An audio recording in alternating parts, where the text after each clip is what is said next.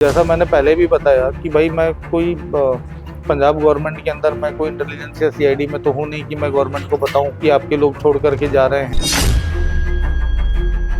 कि जिन लोगों ने मेरे पे एलिगेशन लगाए थे वही लोग आज भाजपा में चले गए। जैसे आप लोगों के इंटरनल ग्रुप में आपको पता लग जाता है तो उसी तरह से हमारा भी अपना पॉलिटिक्स की अपनी एक दुनिया है। इन्हीं लोगों ने मुझे भाजपा का एजेंट बोला था, इन्हीं लोगों ने मुझे प्यादा बोला था। यदि राजेंद्र गुप्ता जी हाईकोर्ट से डिस्क्वालीफाई हो गए तो अब कितने बचे? 6, 7 तो हुए नहीं, तो 6 के 6 भी तो डिस्क्वालीफाई होंगे ना। बिल्कुल मैं पंजाब से विधानसभा का चुनाव लड़ूंगा। मैं 3-4 असेंबलीज के ऊपर फोकस कर रहा हूँ। ਸਤਿ ਸ਼੍ਰੀ ਅਕਾਲ ਪ੍ਰਾਈਮ ਪੰਜਾਬ ਟੀਵੀ ਤੁਸੀਂ ਵੇਖ ਰਹੇ ਹੋ। ਮੈਂ ਹਾਂ ਤੁਹਾਡੇ ਨਾਲ ਕਮਲਦੀਪ ਕੌਰ। ਹਾਲ ਹੀ ਦੇ ਵਿੱਚ ਆਮ ਆਦਮੀ ਪਾਰਟੀ ਦੇ 7 ਰਾਜ ਸਭਾ ਮੈਂਬਰ ਬੀਜੇਪੀ ਦੇ ਵਿੱਚ ਸ਼ਾਮਲ ਹੋ ਜਾਂਦੇ, ਜਿਸ ਤੋਂ ਬਾਅਦ ਰਾਜ ਸਭਾ ਸਪੀਕਰ ਦੇ ਵੱਲੋਂ ਮਨਜ਼ੂਰੀ ਵੀ ਜਿਹੜੀ ਹੈ ਉਹ ਮਿਲ ਗਈ ਹੈ। ਪਰ ਜਦੋਂ ਰਾਜ ਸਭਾ ਚੋਣਾਂ ਹੋਈਆਂ ਸੀ ਤਾਂ ਉਸ ਵੇਲੇ ਖਾਸਾ ਰੌਲਾ ਪਿਆ ਸੀ ਤਾਂ ਇੱਕ ਨਾਮ ਨਿਕਲ ਕੇ ਸਾਹਮਣੇ ਆਇਆ ਸੀਗਾ, ਨਵਨੀਤ ਚਤੁਰਵੇਦੀ। ਤਾਂ ਇਸ ਮਾਮਲੇ ਦੇ ਵਿੱਚ ਜੋ ਹੈ ਪੰਜਾਬ ਪੁਲਿਸ ਅਤੇ ਚੰਡੀਗੜ੍ਹ ਪੁਲਿਸ ਵੀ ਜਿਹੜੀ ਹੈ ਉਹ ਆਮੋ ਸਾਹਮਣੇ ਹੋ ਗਈ ਸੀ। ਪਰ ਹੁਣ ਨਵਨੀਤ ਚਤੁਰਵੇਦੀ ਫਿਰ ਸਾਹਮਣੇ ਆਏ ਨੇ ਤੇ ਵੱਡੇ ਦਾਅਵੇ ਕਰ ਰਹੇ ਨੇ। ਉਹਨਾਂ ਦਾ ਕਹਿਣਾ ਹੈ ਕਿ ਮੈਨੂੰ 2 ਮਹੀਨੇ ਪਹਿਲਾਂ ਹੀ ਇਸ ਗੱਲ ਦਾ ਪਤਾ ਲੱਗ ਗਿਆ ਸੀਗਾ ਕਿ ਪੰਜਾਬ ਦੇ 7 ਰਾਜ ਸਭਾ ਮੈਂਬਰ ਜਿਹੜੇ ਨੇ ਭਾਜਪਾ ਜੁਆਇਨ ਕਰਨ ਜਾ ਰਹੇ ਨੇ। ਤਾਂ ਇਸੇ ਵਿਸ਼ੇ ਬਾਬਤ ਗੱਲਬਾਤ ਕਰਨੇ ਸਾਡੇ ਨਾਲ ਨਵਨੀਤ ਚਤੁਰਵੇਦੀ ਜੀ ਹੈਗੇ ਨੇ। ਸਭ ਬਹੁਤ ਸਵਾਗਤ ਹੈ ਜੀ। धन्यवाद जी।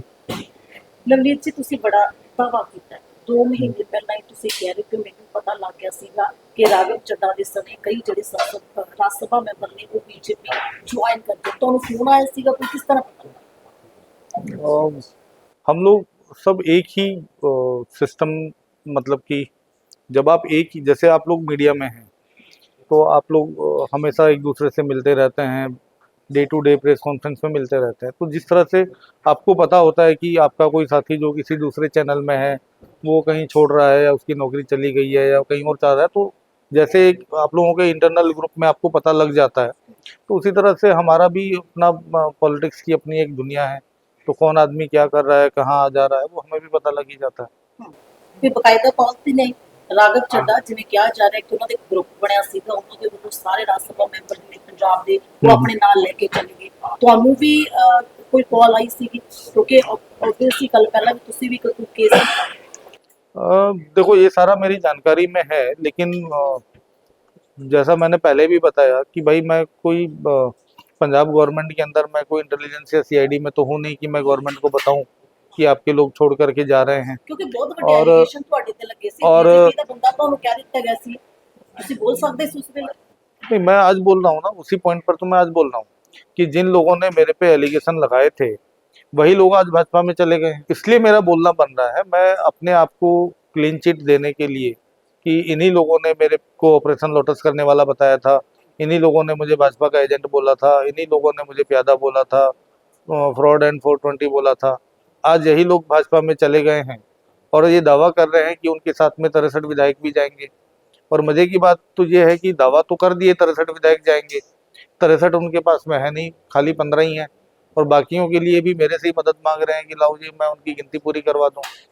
तो मैं क्यों करूं? कौन मदद मांग रहे हैं? जो उन्हीं के करीबी लोग हैं, उनके सिस्टम के लोग हैं, वो मुझे कह रहे हैं कि जी 63 आदमियों की गिनती पूरी करवाओ, अक्टूबर में वो आपका काम अधूरा रह गया था, अब उसको पूरा कर देते हैं। मैं क्यों पूरा करूं? ਹੋ ਸਕਦਾ 63 ਵਿਧਾਇਕ ਉਹਨਾਂ ਦੇ ਸੰਪਰਕ ਦੇ ਵਿੱਚ ਹੋ, ਤੁਸੀਂ ਕਿਵੇਂ ਦਾਵਾ ਕਰ ਸਕਦੇ ਹੋ ਕਿ ਨਹੀਂ ਹੈਗੇ? नहीं है जी।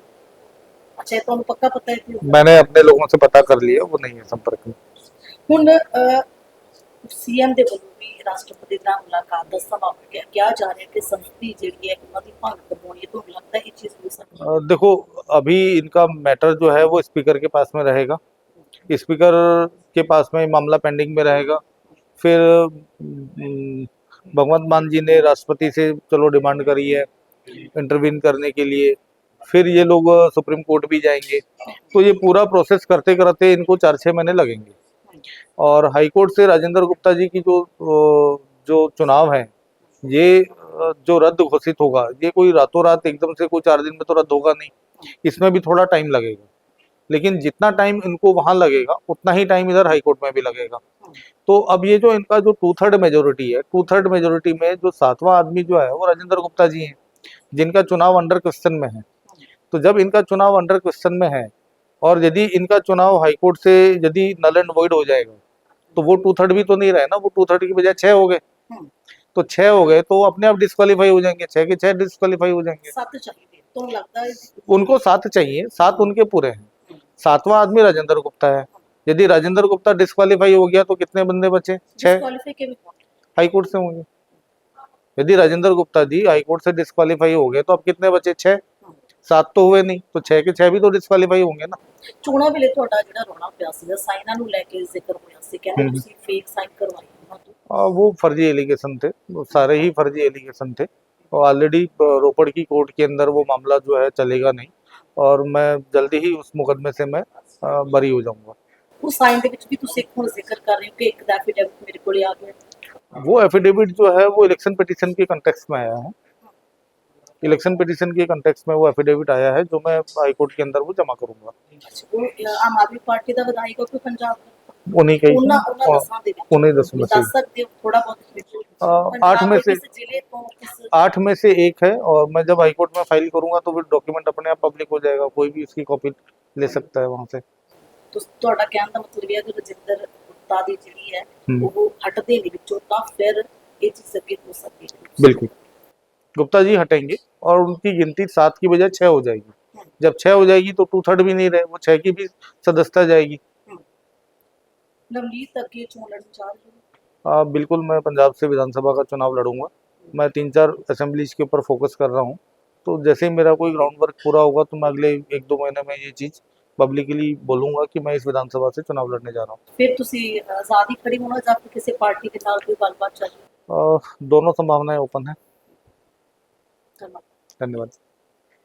ਤਾਂ ਨਵਨੀਤ ਚਤੁਰਵੇਦੀ ਸਾਡੇ ਨਾਲ ਜੁੜੀ ਸੀ ਤੇ ਜਦੋਂ ਰਾਜ ਸਭਾ ਚੋਣਾਂ ਹੋਈਆਂ ਸੀ ਤਾਂ ਉਸ ਵੇਲੇ ਖਾਸਾ ਨਾਮ ਇਹ ਨਿਕਲ ਕੇ ਸਾਹਮਣੇ ਆਇਆ ਸੀ, ਸੁਰਖੀਆਂ ਦੇ ਵਿੱਚ ਵੀ ਇਹ ਰਿਹਾ ਸੀਗਾ। ਤਾਂ ਉਸ ਵੇਲੇ ਕਿਹਾ ਗਿਆ ਸੀਗਾ ਕਿ ਰਾਜ ਸਭਾ ਮੈਂਬਰ ਦੀ ਜਦੋਂ ਨਾਮਜ਼ਦਗੀ ਇਹਨਾਂ ਨੇ ਭਰਦੀ ਸੀ ਕਿ 10 ਵਿਧਾਇਕਾਂ ਦੇ ਇਹਨਾਂ ਨੇ ਫੇਕ ਜਿਹੜੇ ਨੇ ਫਰਜ਼ੀ ਸਾਈਨ ਕਰਵਾਏ ਨੇ। ਤਾਂ ਉਸ ਤੋਂ ਬਾਅਦ ਇਹ ਪੂਰਾ ਮਾਮਲਾ ਜਿਹੜਾ ਗਾ ਉਹ ਭਖਿਆ ਸੀਗਾ ਤੇ ਰਜਿੰਦਰ ਗੁਪਤਾ ਜਿਹੜੇ ਨੇ ਉਹ ਰਾਜ ਸਭਾ ਮੈਂਬਰ ਜਿਹੜੇ ਨੇ ਬਣ ਜਾਂਦੇ। ਤਾਂ ਹੁਣ ਵੱਡਾ ਦਾਅਵਾ ਨੇ ਵੱਲੋਂ ਕੀਤਾ ਜਾ ਰਿਹਾ ਕਿ ਜਿਹੜੇ ਮੈਨੂੰ ਬੀਜੇਪੀ ਦਾ ਬੰਦਾ ਦੱਸਦੇ ਸੀ, ਏਜੰਟ ਦੱਸਦੇ ਸੀ, ਉਹ ਖੁਦ ਬੀਜੇਪੀ ਦੇ ਪਾਲੇ ਦੇ ਵਿੱਚ ਜਾ ਕੇ ਬਹਿ ਗਏ ਨੇ। ਫਿਲਹਾਲ ਇਹ ਮਾਮਲਾ ਕਿ ਕਿੱਥੇ ਨਿਕਲਦਾ ਇਹ ਵੇਖਣਾ ਲਾਜ਼ਮੀ ਹੋਏਗਾ।